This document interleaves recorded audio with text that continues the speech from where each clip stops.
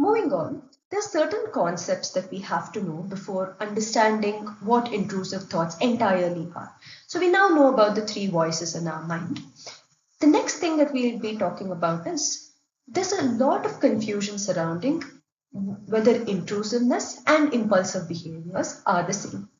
Now, the slightest or the major difference between these two is that intrusiveness is characterized by over control.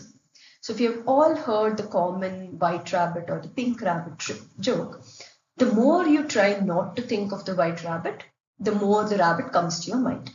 Similarly, when you're putting more control on your thought, the thought keeps popping up because indirectly or in some other way, you're still thinking about the thought. Whereas impulsive behaviors are more related to lower self-regulation. That is, you have lower self-control on what you're trying to do, which might lead to impulsive behaviors. But again, there are certain situations where your thoughts can contribute to impulses, the other way around, everything. But the intrusive thoughts that we are talking about are strictly restricted to situations where these are most of the times not represented in your behaviors. Now, the next concept that we are going to talk about is something called the sticky mind. Now, what is the sticky mind? So, sticky mind has nothing to do with the structure of the brain or any gluey substance in the brain. So, sticky mind is a situation where the thoughts which are supposed to be passing on get stuck in your mind. And this could be because of various situations, such as the two things that are listed below. That is personal experiences, triggers, or us just not being able to let go of the thought for various reasons. Now, a sticky mind again has a lot of factors contributing to it, one being our stressors. So, usually, when we are very tired or when we are in a stressful situation or we are stressed about something upcoming, our mind tends to be more stickier, not letting the thoughts pass as they have to, but holding on to them. Now, what about personal experiences? Now, let's say yesterday, while on my way back home, I witnessed an accident. Now, every time an intrusive thought of getting into an accident comes to me. Now, this is not because entirely there's no reason, because a pedestrian was hit who was just in front of me. And I always have the fear that, oh, it could have actually been me who was hit in the accident. And many such personal experiences contribute to the intrusive thoughts that we might be experiencing. The fourth part is the different triggers and the amount of sensitization our thoughts have to these triggers. Now, I witnessed an accident yesterday. I come home, and the next day morning on the TV, there's again news about an accident. So, when we are seeing such news items or when we are looking at instances where bad things have happened, you're more sensitized to the fact that, okay, it's such a horrible thing. So, horrible things can happen to people at any time. In terms of awareness, yes, we need to be careful, we need to be safe while driving, we need to be safe while crossing the road. That's still okay. But these thoughts go on very extremely. And as we spoke about the three voices keep going on in a loop and a loop and a loop where you do not know when to stop. And that is when the discomfort gets extreme. And now that we know certain concepts from behind what intrusive thoughts could be made of, we'll also understand about the different types of intrusive thoughts. Now, many of us might think that we are the only ones experiencing intrusive thoughts, but definitely not.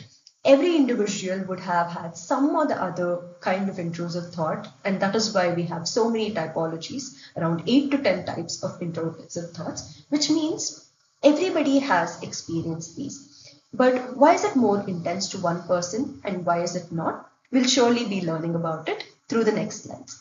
Now, the first type of intrusive thoughts that we'll be speaking about are morally repugnant thoughts.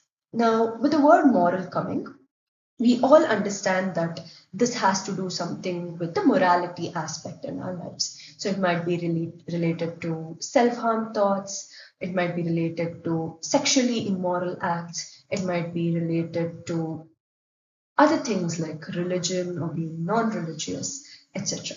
Now here, a moral judgment comes to our mind whenever this thought loop starts. Now, to give an example about it, somebody has a sudden intrusive thought about a sexual fantasy.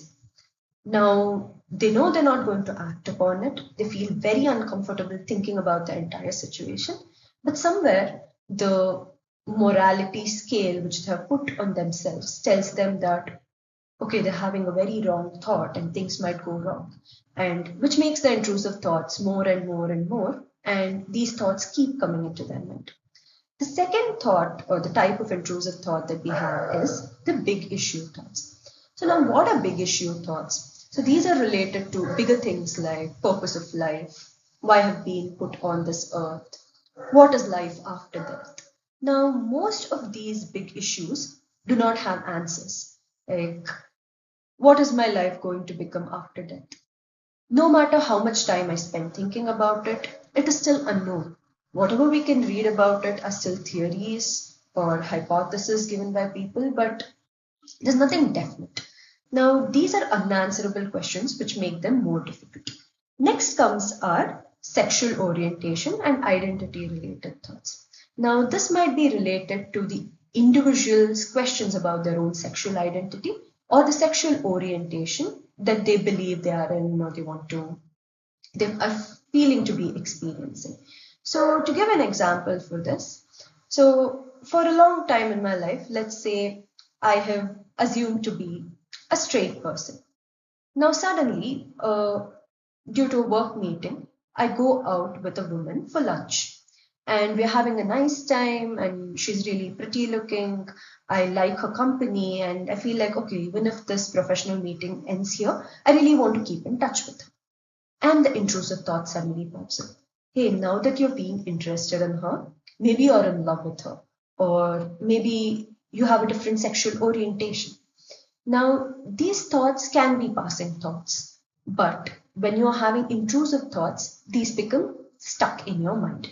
And this is one example of how sexual orientation or identity related thoughts can cause doubts in your relationship or actually harm healthier relationships.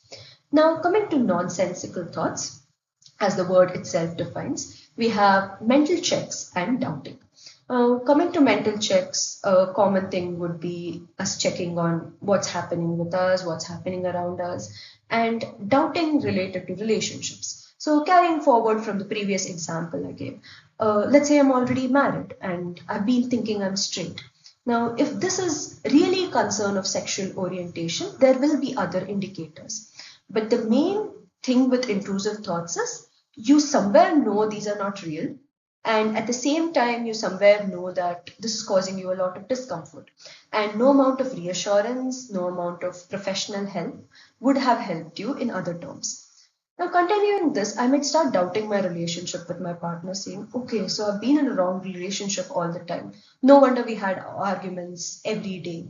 So this is not working out, or maybe I have to do something. So these things keep on repeating in our mind. And we'll also be discussing this in the other type of intrusive thoughts, which we'll soon be discussing, called worry.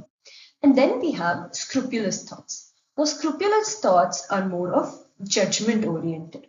That is, whether I was right or wrong in the situation, and how do I repent to the situation. Now, if it's an immediate thing, let's say I was harsh to a colleague, and I keep getting thoughts about what should I have done. Maybe I should have been more nicer to him. Now I can just apologize there or say, okay, sorry, I was having a hard day and finish it there. But scrupulous thoughts are not that recent most of the times. Most of the times, these thoughts will be something which happened in your second grade when you cheated in a test while the whole class was cheating. And suddenly the thought comes to your mind, okay, so far everybody thought I was a very hardworking woman and, I've always been good with my scores, etc. And then I actually cheated on my maths test in second grade.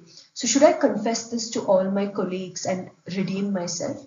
So these are the type of intrusive thoughts that will keep coming to your mind if there's something called scrupulous thoughts.